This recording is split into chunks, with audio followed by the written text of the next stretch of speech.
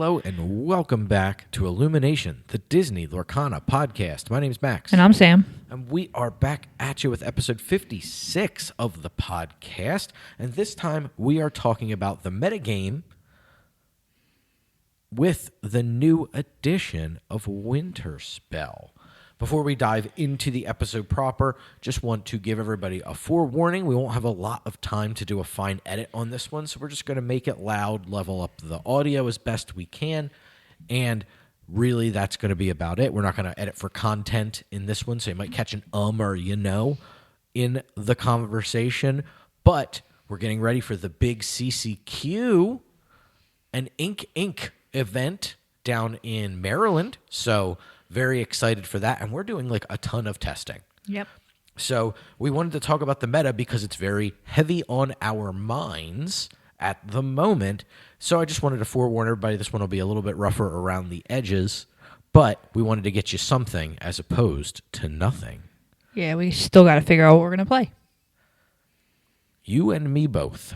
So we've been working and working. I think we're both still up in the air to an extent at this point of what we're going to play, honing it down for sure, but it's difficult to want to crack in. Right now, the way the meta is painted, we're basing it off of just a few events that have come out. There's a CCQ in the UK, there was a DLC down in Australia, and we had a local event here hosted by Counter Comics and Games and the Forbidden Mountain, which also informed some of our choices, as well as some in about that size, at like 50 to 75 range of attendees to run through, look at data, try to see what's coming out of there in addition to anything online that's being presented to us. So that's kind of where a lot of our information is coming from. So when we're looking at the meta right now, it really hasn't changed too much. And this isn't a big surprise, right? Winter Spell introduced a ton of new cards and a ton of new strategies. However, there are still decks that were perfectly functional and got really important tools that make them even more consistent and even more hard to deal with in a certain regard. So we're talking the same decks that you probably guessed at the end of the last meta. At the end of the last meta, we were talking a lot about Amethyst Steel, and we were talking a lot about good old dogs. Those kind of were the top echelon of the meta game. Underneath of that, probably the first deck in the conversation was Blurple. Early into this metagame, Blurple has kind of transcended the other two decks and has been initial top contender. But now that Dogs has kind of gotten refined a little bit, and looking at some of the results, I think we've seen a lot of people eschewing the Lilo and Stitch, Rockstar Stitch style builds of Dogs, and they have been going for a more traditional approach, leveraging two new tools from Winter Spell, which is Nani Stage Manager and Grandmother Willow. The little extra tagline, I don't know off the top of my head, but I think there's just the one Grandmother Willow, and then there's an action with Grandmother Willow on it. So the 2-drop uninkable Grandmother Willow that adds an ink for the next character you play, or reduces the cost by an ink for the next character you play. Those two gets have made Dogs very consistent and very dangerous and very easy to pull off the lines in the deck. So that deck's gotten much better as a result. And also as kind of a result, I think it's knocked Blurple down just a little bit because the natural predator of Blurple was Dogs, because Dogs was able to go wide and play Chromicon, which Blurple really struggles to answer easily without harming their ability to fight the other decks. They can put in cards like Wasabi, cards like Alice, but at the end of the day, those cards are very big do-nothings against other decks, and if you're trying to look for answers for things, they can often be a dud. So they're hard cards to include in more than like a number of a couple, which means that they're a little less consistent at being found when you need them on time. So it's a tough road to hoe for Blurple right now, and I think the way Purple Steel is shaping up, it's evolving a little bit more into going, you know what? I think we can fight both sides of the coin a little bit, and we can go wide against Blurple, and we can interrupt and kind of play almost like a tempo game plan against the Dogs deck. So I think that the natural predator of Dogs is still very much Purple Steel, which is why it is in the conversation, and I think it has morphed its curve a little bit to be more aggressively slanted and more consistent. And we'll dive into those kinds of things as we go. So that's kind of the top 3 in the format. Sam, do you think those are kind of the decks we're thinking of the most as we're playing? Yeah, definitely. I think they're the decks we have, between the two of us, played the most games with. Well, I'll never play Dogs, but... You did. Well, For I the would first never... time ever, you've been testing Dogs. I would never actually play Dogs in a tournament just because I don't like the deck, But you've played it for the first I've time ever. played You it. picked it up and you said, hand me the stupid pile. I need to figure out how it works. Do you think there's value in you knowing how the Dog deck works now a little bit better? Yeah, I think so. What is that? Just knowing, like, being able to better anticipate lines that my opponent's going to take. You know, when they're struggling, when they're ahead. Yeah. That's fair. I think that's a really good call for anybody who's not the biggest fan of a deck or feels like that's a troublesome matchup. And I think the Dogs deck, straight up, is the best deck in the game right now. It does the most unfair things. No matter what deck you're playing against, or no matter what deck you're playing against it has such powerful play patterns, especially when it's on the play, that it can just do its thing through so much disruption. It's wild how good it is. Yeah, I mean, you're doing so much on so little ink. Yeah. It's crazy. The resources you're granted because of the new card like Nani, and especially like Grandmother Willow into another 1-drop, lets you tramp really easily, find cards you need. Nani helps you find more cards you need. Oh, it's just so good right now. And I think that the other decks are kind of struggling to keep up with how strong that deck has gotten. So if you're a Dogs aficionado, I think you're eating good here. But right under that level of 3 very strong decks are like the next level of viable decks that are in the metagame. We're seeing a lot of Emerald Amethyst. We're seeing a lot of Amber Amethyst. We are seeing good old Sapphire Steel, good old Emerald Sapphire, and of course, stalwart of the format, Amber Steel, coming into play a little bit more heavily now. So Amethyst, Emerald generally can be either a burn deck or has morphed into more of a mid-range kind of tempo-y, back and forth build, leveraging Snowfort, which is really interesting. I think that card, and we'll talk about it more a little later, helps it to play a little bit of a fairer mid-rangier game plan against some of the other decks, and does a really good job of keeping it treading water against the steel decks where it struggled before. Amber Amethyst was already around. We saw the Monstro combo decks. We saw the Monstroless versions that were very tempo-oriented. We've seen a few new builds that are leveraging really big costed cards like Raging Storm, the new board wipe. And we have seen versions that are honing in and changing things up. Obviously, a little bit of a change to the rules with Winter Spell being released, helping the Monstro combo version get a little bit easier to play so that you can target the same We Know the Way versus having to have a previous one in your discard already. So makes things a little bit easier for that deck to exist. We have Sapphire Steel getting a little bit more consistent, able to answer the early aggro decks with the new Angel, Experiment 624, helping that deck quite a bit. Moana helping leverage that deck. The Cinderella into Moana line's been very strong for us in testing not just this deck, but also the Amber Sapphire builds, which I think is really cool. Mm-hmm. Also have the Stalwart, the old Stalwart. I don't think this deck's got many cards, but it's still very good. This is Emerald Sapphire. Some builds are playing the new Chernobog, a couple copies. Some builds playing Strike a Good Match to give Tipo some business in the deck, which I think is kind of cool. Replacing Develop Your Brain in some cases, because you generally would just not use Develop Your Brain all the time. You might just ink it if you're on a Tipo line anyway, because you're going to go down so far in cards, where the Strike a Good Match just lets you kind of stay card neutral and gives Tipo something to do, which I think is pretty neat. But not a whole lot of cards with this, just still very consistent. This has always been a blight of the Blurple builds.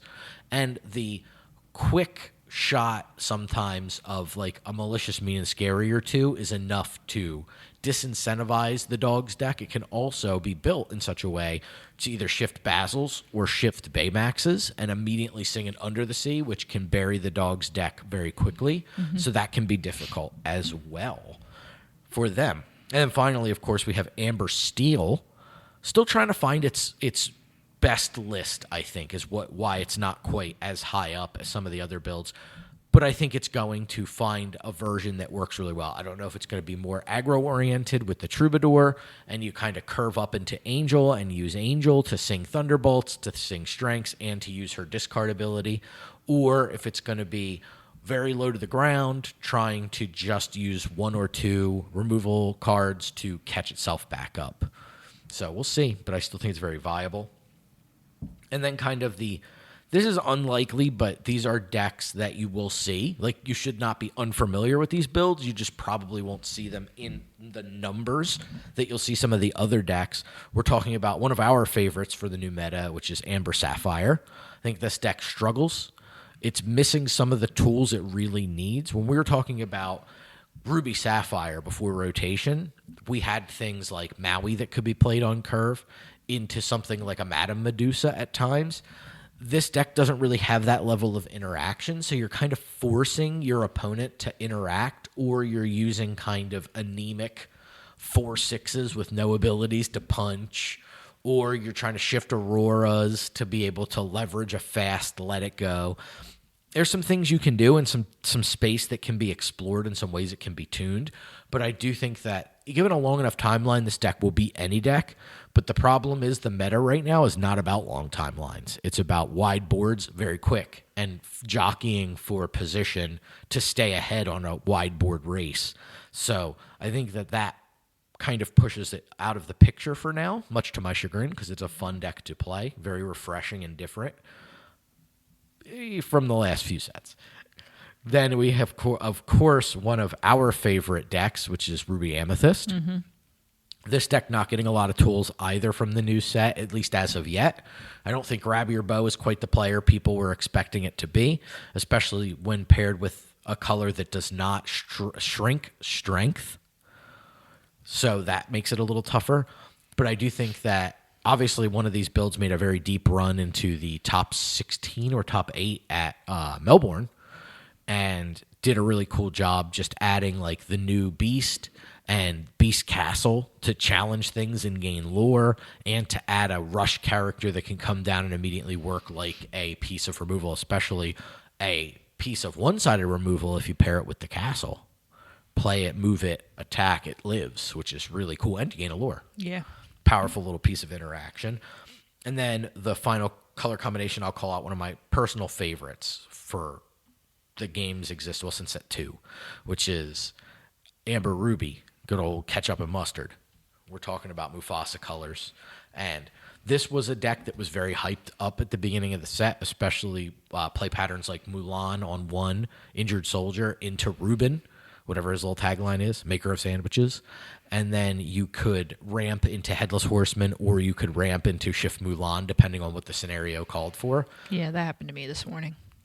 It can be devastating, but I think it's a little obvious, and I think that it's relatively easy to play around. It's also, its key card draw in the deck is Ohana Means Family, which has proven itself to be a little easy to play around. So there are times you just have to play into it and hope they don't have it right when you're behind. And we've talked about this. We have whole episodes about when to play into things and when to play around things, depending on your position in the game. So definitely check those out. But I think that you can play around it as long as you can play around it, and that's usually long enough to where by the time you play into it, the cards don't matter as much. So you can kind of get away with stealing a game that way. So worth making sure you keep an eye out and are familiar with some of the play patterns in these decks. But I don't think it's a deck you'll see early on or you'll see very often. But definitely one to be cognizant of because it's one that can catch people off guard. And of course, where are they? We have Emerald Ruby, which good old Christmas was a deck for like a second towards the end of rotation, like the Diablo into Undermine style deck. And of course, a very major player before rotation, which is Emerald Steel, has yet to come up with a deck that has really stepped into the limelight or even proven itself to be an outside fringy style deck. I want it to be, because I think the power of things like Webby, Max Goof, and the slate of Steel songs, when you power it with something like a draw engine like Dox and Goliath, is very powerful, has the recipe to be powerful. We just haven't seen it really pay off yet. One of your favorites, the Shift Pete. Shift Pete, good old Space Pirate Pete. But yeah, I want to see some of these cards get back into action, but I just feel like we might not have the card advantage engine that we need to really fuel this whole thing. So we'll see. Eyes out, eyes open. Keep an eye out for things that are coming your way. So let's talk about how to crack into a meta a little bit, because right now we know what the shape of the meta looks like, at least initially. We have a blob, like a kind of a form, like it has a form, right? It's not just a shapeless void anymore. Kind of have like, some defined edges. We know where things live. What can you do to crack into this meta? I think if you're trying to crack into the meta, you want to be able to attack one or two of the major players with some consistency. What are you doing to either disrupt their play patterns or present a core that is powerful enough that you don't care what the other decks are doing, especially in the case of something like a Blurple, where it's just like if they play an Elsa on 4 after having played a reasonably statted character on 3, does that disrupt what you're doing? If no, it doesn't, like quite frankly, I don't care. That's interesting, worth considering. Is it strong enough to keep pace with what the Dogs deck is doing and some of the Purple Steel builds are starting to do, with being able to attain a lore amount at a pretty blistering pace? If yes, probably worth considering a little bit. So that's something to think about. Can you answer those things? Can you do those things? If you have a core of cards that can do that, that's interesting. Do I think that those exist? We probably would have seen shades of something at this point that would point us in this direction, right? Like, I know a lot of people were excited about the 2-drop Mulan. We haven't seen anything pay it off yet. It's mostly been played in like fringy support builds. People tried it in Dogs and passed on it. People tried it in the Emerald Amethyst style decks and haven't really been able to make it work. We will see. Obviously, time will tell. Likely it's going to be an existing deck that we've seen with a few honed tools to help make it better and better. Obviously, we want to beat up on key play patterns. That's something you want to be aware of, right? Looking at numbers here is important. A vanilla character with an important stat line can definitely make an impact. Going back to the Amethyst or the Amber Sapphire builds, I think it's called like Nakoma is the card. It's like a 4/6 for 4 inkable. We've seen that card making a lot of waves in the build. It's been ferrying a lot of favor because it survives getting hit by a 5/5.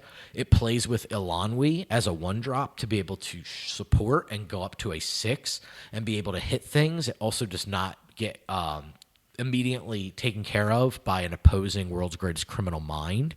It does not get, and then along came Zeused, right? No. Thunderbolt. Thunderbolt. He hurled his Thunderbolt. New Zeus. Doesn't get hit by that. See, I'd normally edit that out.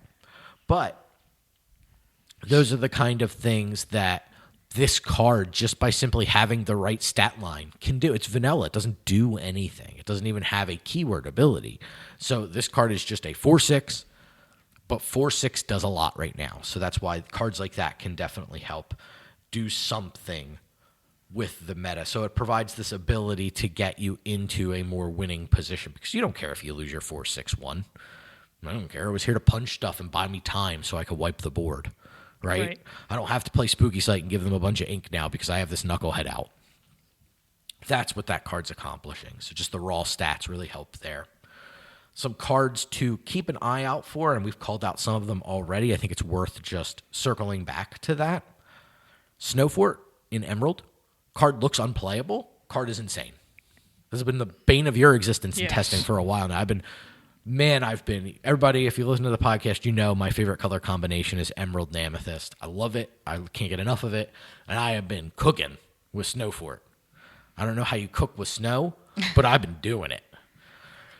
Next up on the list, we mentioned her a lot already this episode, but it's worth calling out again. Nani, Stage Manager. This card is ridiculous. 3 cost, 3/3/1, looks at 4 cards, takes a character that costs 2 or less, puts it in your hand. Ooh, it's just so good. It's so good. Helps you sing under the sea faster, helps you punch things easier. It just helps you find a key card that you need. It's awesome. Card's unreal good. Next up, Angel, Experiment 624, a card that I felt in our initial testing was underwhelming. But the way the meta is shaping up, this card is extremely relevant, even in the Amethyst Steel builds and the Amber Steel builds. This card has been rearing its pink little head all over the metagame, and I think that it's surprisingly good. And then the card that has impressed me probably the most just with raw power that can be utilized in a way that I thought was like, I just kind of passed this card over, but was really, really good, is Pocahontas, Following the Wind. This is the Amethyst Pocahontas. She's a 3/2/1 for 2 uninkable. But when she quests, she gets to gain lore equal to the lore pips of an exerted character. That could be your character. That can be your opponent's character. So this card can routinely and very easily quest for 3 and sometimes even 4. Like, it makes trades and things crazy. We were earlier testing Sapphire Steel against Amethyst Steel, and there were times where I was like, damn, I can't even challenge with my Vincenzo because the Pocahontas that's readied is going to be able to then quest for 4, which is ridiculous. Yeah. So she also works really well with the new genie. Yes. Yeah. The boosted genie. Because that one does gain lore pips. She does not work well with the new Mulan because that gains lore equal to its strength. 0 lore pips on that one. Yeah.